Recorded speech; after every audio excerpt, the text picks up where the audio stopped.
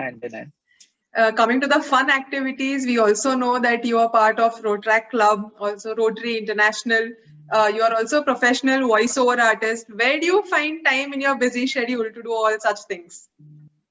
Well, you just had a overview of my schedule. So my schedule is pretty simple. I wake up, I go to the gym. I love bodybuilding, so I am into it. I spend 1 hour at the gym. That's sufficient for me. Okay. Then I work. After work, I have time from 7 to 9.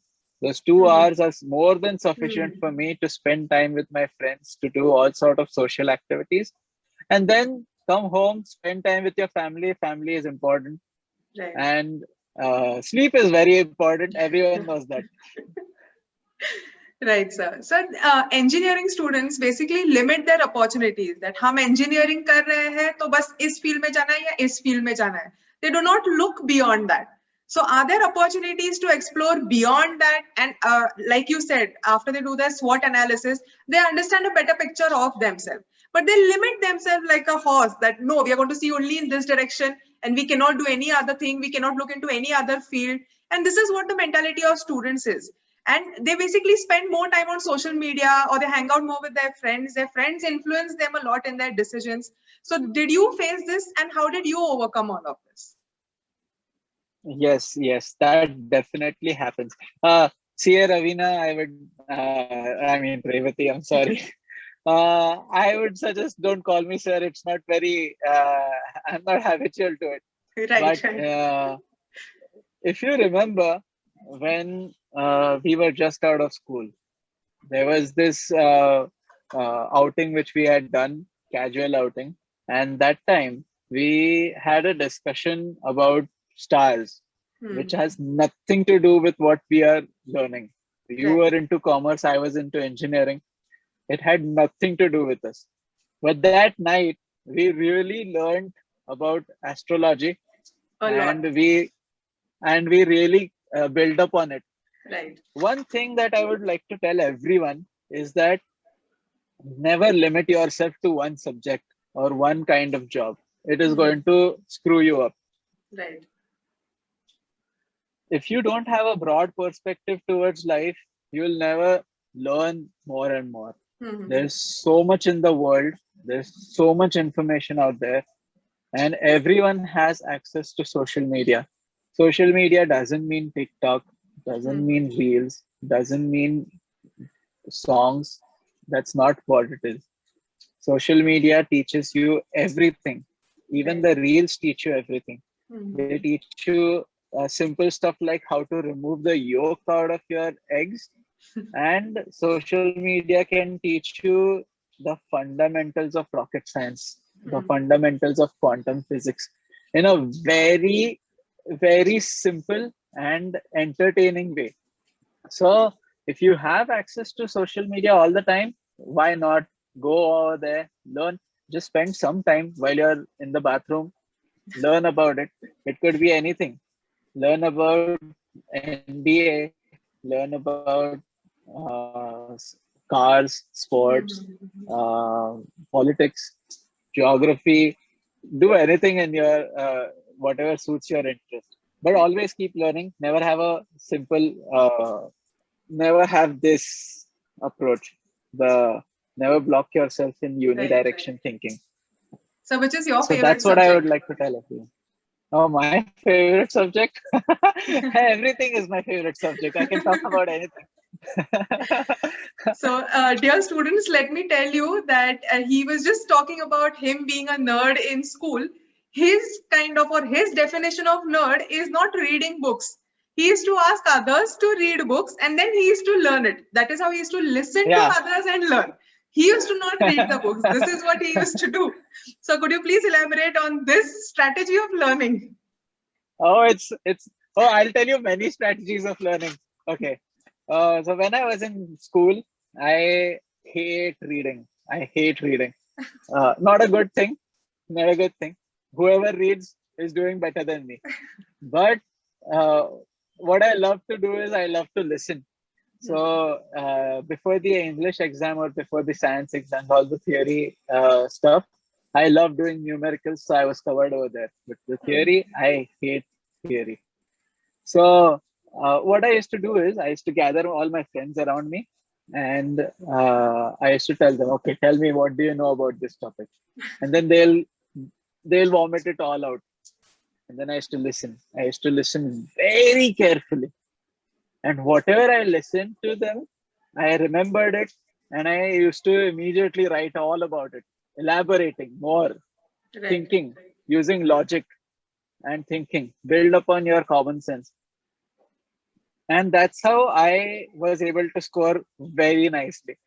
Right. Uh, one another fun fact that I used to do when I was in 11th and 12th, most of my friends from my tuition class, they used to love to play Counter Strike, to play pool and snooker. We used to do that a lot, and I was into in science. So chemistry is one thing that you can't avoid when you have taken science. Right. So when I was doing 11th and 12th, there was this one point where we were in 12th and the boards were about to come. So my friends, they told me कि यश मुझे ये जम नहीं रहा है, I don't understand SN1 and SN2 reactions, तो मुझे समझाओ. तो SN1 and SN2 reactions for the science students पता होगा, but जो commerce and arts के हैं उनके लिए बता दूं, you don't need to care about it, but it is just कौन सा molecule पहले आता है और कौन सा बाद में आता है. Okay. In very crude terms. Okay? Okay. So I went on the snooker table and I told them, okay, this is your white ball, that's the cue ball, and this is your striped ball. You don't have to strike the white ball directly to the cue ball. So what do? You hit the striped ball and it will hit automatically to the cue ball. So that means that is SN1 reaction. Okay. Now the second reaction is where you take the support of the borders and you hit the cue ball without hitting the striped ball. That is SN2 reaction. Okay. So that's the kind of logical analogies that I used to use and explain. So there are various ways of learning. It's just what you choose. Whether you want the boring one or you can think about the better ones. Right. Yash, what are your next career goals or your next career expansions that you're planning for? Now that I'm into business, I am exploring all sort of opportunities because I'm young. I have time and I can risk it all. So the lines which I've chosen are like this. One is the Sheesha industry is never going to stop. One is tires and automotive parts, which is again a necessity of the world and it might never stop. The third one is leading towards the future, which is artificial intelligence and IoT. So these are the three platforms which I've chosen for now.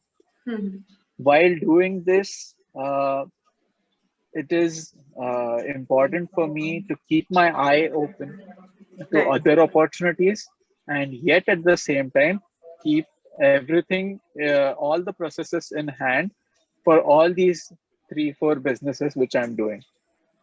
So one important thing which I do whenever it comes to managing businesses is that I take guidance of my seniors. It's guidance from technocrats who are from that field. It's guidance from people who are in this field for years together, 10, 12 years, 15, 20 years, whatever. Keep reading about your field more and more. It could be for Sheesha. I follow many bloggers around the world for IoT. I keep reading articles on the web, and also one important thing that I have learned and I have learned from you is that you have to keep your financials very, very critically. You have to keep a look. You have to keep a check. Every month, you have to maintain the finances and your stock at the right levels. If you don't take care of your financials, your business is never going to succeed. Right. So how did you So learn I keep about these this? points in mind, and Yes. So how did you learn about this financial aspect as such? Because generally when we see entrepreneurs or when we see business owners or any science student, they are least interested in accounts. They are least interested in reading the balance sheet. How did you overcome all of this, and how do you read finances so well? well, where I was doing my job, that's in Olympics. One thing that we have to do is we have to create documents for our customers. So when we create these documents, it's a file. It's a very big fat file with all technicals, commercial, and financial sections. Uh, it started with that, where I wanted to understand what are the financial documents getting in. So when I first came across a financial document, I didn't understand anything about it. So I got curious and I came to you. I asked you, okay, teach me how to read a balance sheet. What are the fundamentals of uh, commerce? And credit what comes in, debit what goes out. If I am correct, Yes. correct me if I'm wrong. Right. In one of the golden rules, you're right. Yeah. What is EBITDA? That's important. Yes. So all these things are important. First, it started with how do you discrete between a balance sheet and a profit and loss statement. Right. Then, as I started reading, getting deeper into it, I started realizing how you can determine the health of an organization by looking at its balance sheet, Right. by looking at its profit and loss statement. And it's although it is for commerce, it is more like how a doctor checks your reports. So CA is nothing but a doctor for the business, Company. and yeah, for the company. So that's how I realized how important it is. And whenever I get to read about it, I go into the finances. It's beneficial for me whenever I'm going to talk to a certain company to associate with them in a joint venture. Because when it comes to joint venture, it's not just about joining hands like how they show in the movies. It's not just signing a paper. It's a very tedious process. It needs to be done on a micro level. So studying the company's audit reports is very important, because that's how you know whether you're getting into a beneficial deal or you're going to make loss. Right. Yash, have you updated yourself on Excel perspective, Excel sheets, or Microsoft PowerPoint presentations? Have you updated yourself on that? And is it really important to do so in business? Yes, it is absolutely. That's a very important point which you brought up just now.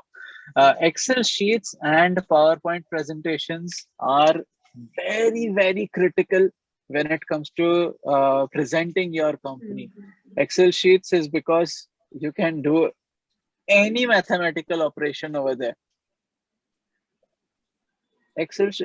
Now, one part of my business is that I need to do a lot of strategic planning and execution. So whenever I create a business plan, a lot of maths is going to get into it. Lots of projections are going to be shown. Now, creating the data, you need the Excel sheets. Executing and presenting the data, you need the PPT. So if you compare my presentations, which were good in college, and compare the presentations to what they are now, there's a huge difference. Right. So it is very important to keep track of your skills in PPT, or rather all the MS Office softwares. Right. And not just MS Office, you can use Google Sheets, you can use many other softwares which are available on the net. But the fastest possible and which is accessible to everyone is MS Office. So Excel sheets and PPT is very important. Right. So talking to a dynamic person like you, it is like a never-ending session, I believe. And you've given so much of motivation to the students. And it is your funder of life that we must know everything from every field. No matter what, you just listen to what others are saying. You might gain something what you did not know. This is his motto Yes. of life, and he is stuck to it. And today he is where he is. Thank you so much, sir, for sharing your aims, sharing your Dhyaya journey with us today. Thank you so much for being with us. Thanks a lot. There's one thing that I would like to add before Yes, you yes, yes, cut it. definitely. Yes. This is one thing which I've learned for life, and there are only two words. Those two words are, I am Batman. Sure, sir. Thank you so much. Okay, thank you. Have a great day and good luck to your students. Thank you.